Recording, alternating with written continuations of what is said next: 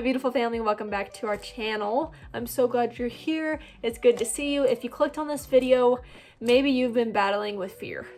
And I'm right there with you. Let me tell you, this is the biggest controlling factor in my life. And it makes me sick to tell you that a lot of times me being afraid and what I am afraid of, that sways my decision making in life, and I absolutely hate that.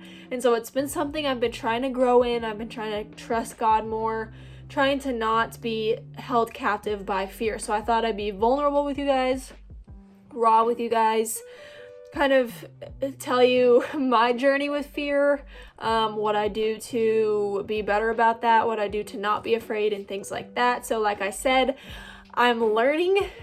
In some areas I'm great at this, in some areas I'm terrible at this, but I thought I would just share. So hello, if you're new, my name is Payton. I'm so happy you're here. If you'd like to join the family, go ahead and hit that subscribe button and hit that bell so you never miss an upload. I would love to see you again. All right, so let me just tell you, okay, I am a worrier and I'm afraid of a lot of things. What happens is generally, it's a lot with decision making, plans, different things in life like that. So let's say there's a plan to do something, or I want to go on a trip, or just anything simple that people do in life. At first I'm like, okay, yes, I love this. And then the longer I think about it, so it's really the overthinking stage for me. The longer I think about it, the more I create scenarios. I'm like, well, this could go bad, this could go bad, we could see this person, like all this bad thing could happen. And so a lot of my life is lived in fear, and I stop experiencing and I stop living because I'm afraid of what could happen. So for me, my fears are not only bad things that could happen, but also disappointing people, which I've told you guys that before, that I'm a people pleaser, so that's also something I've been trying to work through. But if my faith is strong, then why should I be afraid of things?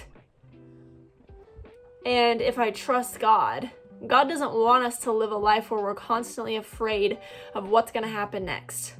He wants you to truly live. He wants you to truly trust Him. And also, how are you supposed to go where God is calling you? How are you supposed to do what God is calling you to do if you're living in this place of fear? Because fear is from the enemy, you guys. It does trap you.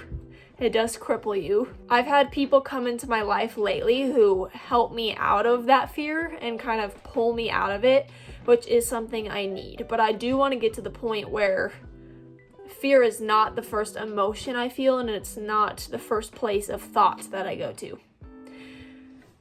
So I figured I really actually don't know where to start with this. I know prayer is a big thing, and I think also, if you're someone who also has thoughts like this, I think it's us recognizing that, and as soon as we get a thought of fear, or we get that emotion of fear, for us to stop and say, okay, why are you afraid right now? Is this just your brain making you afraid? Are there even reasons why you should fear? And most of the time it's going to be no. Most of the time it's going to be us creating scenarios, us being whatever, and my fear is very irrational and very mental, and I know some of you guys probably have fear out of past trauma, so that's a whole other area of healing that you have to go through. And none of my fear is from trauma. It's more of just, like I said, pleasing people. I could probably say wanting to be perfect, and then just bad things can happen. And so I don't know, it's just it's very crippling.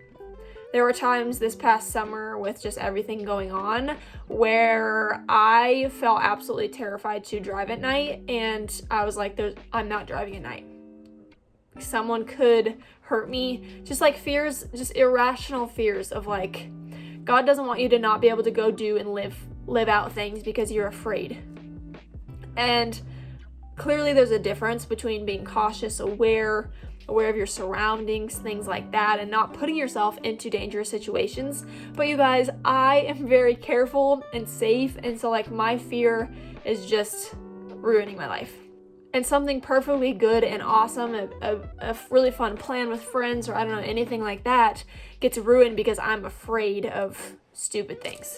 And so I know this is from the enemy, because the enemy loves to steal, the enemy loves to cripple you, the enemy loves to make sure you're not living to your full potential, not fully trusting in God, everything like that. So I know that this place I go to is from the enemy. I know this fear is from the enemy. And we're told straight up in 2 Timothy, and I literally wrote this verse on a note card because I'm going to look at it. Sorry, my nails. Wow. I'm going to look at it every single time I am afraid. And it is 2 Timothy 1:7. For God has not given us a spirit of fear. It is not in our spirit for us to be afraid. And with God, it is not our spirit to be afraid, but one of power, love, and sound judgment. So there's the discernment. We know with the Holy Spirit, God gives us discernment. And so I have, with Jesus, I do not have a spirit of fear, and I have that sound judgment, that discernment. Like, so why in the heck am I so easily afraid? Those of you watching, like, why are you so easily afraid? So I'm kind of going to do this experiment where every time I feel this, or I feel myself getting closed off because I'm like, oh my gosh, I'm afraid, just like have anxiety, just this closed off mentality, I'm going to read this verse and I'm going to write down, okay, right now, what am I feeling? What am I afraid of? And then I'm going to write down, like, is this from God? Is this from the enemy? We know it's from the enemy. So I'm going to write out what I'm freaking out about and that it's from the enemy. And I'm going to read this verse and even write it out. I'm going to do this experiment. I'm going to journal. And so, yeah, a lot of times my fears was like spontaneous things, or I like things to be very planned out. And I'm very good at trusting God with big life decisions because he's helped me answer all of them. But I think when it comes to anything new, I get very much comfortable with certain things that I'm familiar with. So if it's anything new, I get worried and afraid, which you can't grow with God unless you step out of your comfort zone. So you're going to be afraid. If you're with God and if you want to grow with God, he's going to call you out of your comfort zone. And the enemy does not want you to grow with God and does not want you to step out of your comfort zone. So he's going to rush in that feeling of fear. But then go back to 2 Timothy. For God has not given us a spirit of fear, but of power and sound judgment. Yes, absolutely. So I think you guys just be very, very intentional. If you get afraid this week, where is your fear rooted? Why are you afraid? And because I'm tired of living like this, quite frankly, I'm tired of living in fear of absolutely everything, and I want to truly live. And so next week we're going to check in, and I'm going to let you know how that went. If I had any fears this week, anxieties, things like that, I'm going to write them down. I'm going to write, this is from the enemy, not God, and I'm going to write out this verse, and we're going to see what it does and what it happens. So yeah, I mean, I've had a lot of growth from where I used to be with fear, specifically in the beginning of last year. It wasn't the pandemic, but it was just people and their actions, and it was terrifying, and it felt like the world was falling apart. So we're okay.